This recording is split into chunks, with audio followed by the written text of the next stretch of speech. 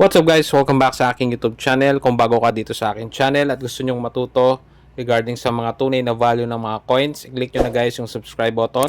Pa-click na rin yung notification bell para updated kayo sa mga videos na i-upload ko.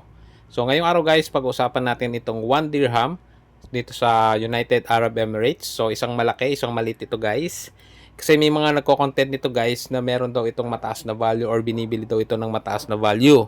Ngayon guys, merong isang coin na kamukha nito, ang merong medyo konting value. Kumbaga meron siyang kahit papanong value. Ito po yung silver plated na proof. So ganito po yung itsura niya. Same design lang sila halos guys. Ayan.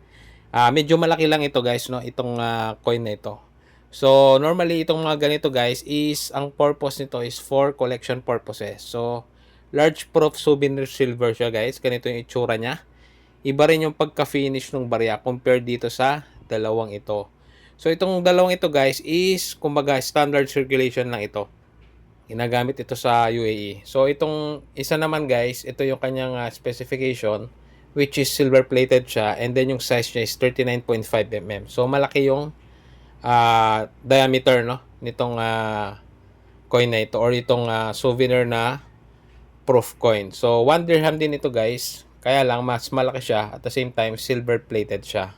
So pagdating sa itsura guys, kung hindi ka ganong may idea regarding sa mga proof coin, ganito po yung itsura niya. Para siyang mirror-like finish or makinis siya compared dito sa dalawa na circulated na ginagamit po sa paggastos doon sa UAE. So wag po basta-basta maniniwala guys na itong mga ganitong common din na barya ay mayroon pong mataas na value or binibili po ng mga iba ng mataas na value. So, common lang din ito guys, circulating coin, ginagastos or ginagamit nila doon sa UAE. So, yun lang guys, no? Maging mapagmatsyag or mapanuri sa mga napapanood ninyo regarding dun sa mga barya po. Especially kung mga common lang po yan, no? Pwede naman din kayo mag-research guys kung meron kayong will na mag-research, ayan. So, ito guys, isa na rin to sa sa paraan para ma-share ko sa inyo yung mga tamang value ng mga barya. So, subscribe lang kayo guys at click nyo na yung notification bell. So, yun lang guys. Maraming salamat sa panonood.